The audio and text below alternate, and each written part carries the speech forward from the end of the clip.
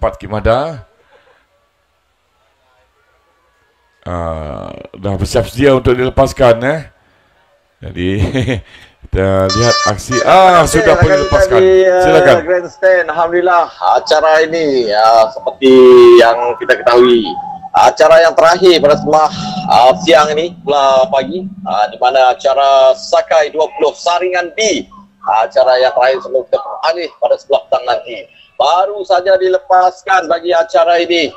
Kalau kita lihat ada 13 buah perahu yang merentap untuk acara Sakai 20 Saringan B. Namun belum dapat kita pastikan kedudukan, cuma dapat kita perhatikan di sini ada 2 buah perahu yang meluncur di hadapan, iaitu perahu yang menggunakan plat nombor 5 Putra Todak dan juga plat nombor 46 Landas Azam Kasih Warisan 1. Inilah antara kelompok yang berada di hadapan, diiringi rapat oleh perahu yang menggunakan plat nombor 32 Lanun Dinara Cut dan juga perahu yang menggunakan plat nombor 50 Landas Azam Kasih Warisan 2. Jadi ada 4 buah perahu yang bersaing.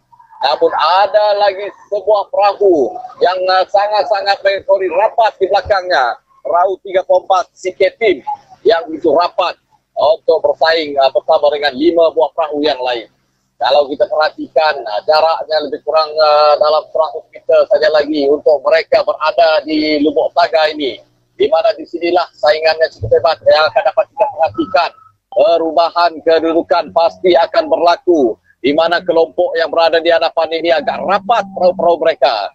Jadi adakah mereka akan melepasi lebih awal di Lubuk Saga ini? Apabila perahu-perahu ini berjaya melepasi lebih awal di Lubuk Saga ini, pastinya mereka akan ketahui kedudukan pertama apabila mereka akan mengubah haruan ke sebelah kiri bagi memendekkan jarak juga meneruskan luncuran perahu-perahu mereka menuju ke keadaan penamat. Kalau kita perhatikan perahu 50 Landas Azam Kasih Warisan 2 kini berada sedikit di hadapan, meninggalkan 4 buah perahu di belakang, yaitu perahu 46 yaitu Landas Azam Kasih Warisan 1, perahu yang menggunakan plat nombor 32 Lanun Dinara Cut, perahu yang menggunakan plat nombor 5 yaitu Putra Todak. Inilah perahu-perahu antara perahu yang berada di belakang Landas Azam Kasih Warisan 2. Kalau kita perhatikan ketika ini, mereka akan merentasi Lubuk Saga ini, di mana inilah saingan yang cukup menarik ataupun satu selekop yang agak tajam yang perlu mereka lalui agar tidak ditinggalkan oleh pesaing-pesaing mereka yang bersaing cukup hebat. Kalau kita perhatikan di hadapan, pastinya anda dapat menyaksikan kelompok yang berada di hadapan. Agak banyak perahu yang berada di hadapan cuba untuk bersaing bagi perebutan di tempat pertama, kedua dan juga tempat yang ketiga. Selepas ini kita akan berikan gambaran yang agak jelas keputusan. Adakah keputusannya berubah apabila mereka ini mula untuk menukar haluan ke sebelah kiri Sungai Krian ini bagi memendekkan jarak menuju ke keadaan penamat. Jadi sama-sama kita saksikan pertemuan hebat di antara, saya perkirakan ada 4-5 buah perahu, 6 buah perahu sebenarnya yang bersaing. Kalau kita lihat ada sebuah perahu yang berada di hadapan ketika ini, sudah pastinya Landas Azam Kasih Warisan 2 yang menggunakan plat nombor 50 kekal berada di hadapan. Apabila mereka berjaya melepasi Lubuk Saga dan terus menukar haluan ke sebelah kiri, dan ini memastikan mereka terus berada di hadapan meninggalkan perahu-perahu yang lain. Seperti perjalanan sebelum ini, agak jauh Landas Azam Kasih Warisan 2 meninggalkan pesaing-pesaingnya di belakang. Namun harus kita berikan tumpuan juga perahu ada 4-5 buah perahu yang bersaing.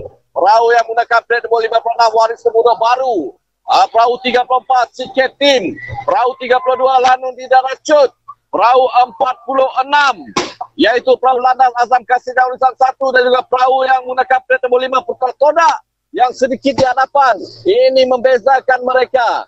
Jadi Putra Todak kini berada di hadapan, berada di kedudukan yang kedua ketika ini, diikuti rapat oleh ada 2 buah perahu, yaitu perahu 46. Kalau saya perkirakan di bot pengulas ini, perahu 46 Landas Azam Kasih Warisan berada di kedudukan yang ketiga, diikuti rapat oleh 32 Lanun Dinara Cut berada di kedudukan yang keempat ketika ini. Adakah mereka akan melakukan pecutan yang terakhir? Adakah keajaiban akan berlaku di saat-saat akhir ini untuk penentuan Sakai 20 saringan B? Siapakah yang akan marah ke peringkat akhir yang akan berlangsung pada esok hari? Kalau kita perhatikan Putra Todak yang menggunakan plate nombor 5 terus mengatur corak kayuhan mereka bagi memastikan mereka agak jauh meninggalkan perahu-perahu di belakang. Ini sudah pasti mereka berada di kedudukan yang kedua. Kalau kita perhatikan perebutan di tempat ketiga juga tempat yang keempat, di antara 46 Landas Azam Kasihnya Warisan dan juga 32 yaitu Lanun Dinaracut yang cuba untuk bersaing perebutan di tempat ketiga juga tempat yang keempat ketika ini.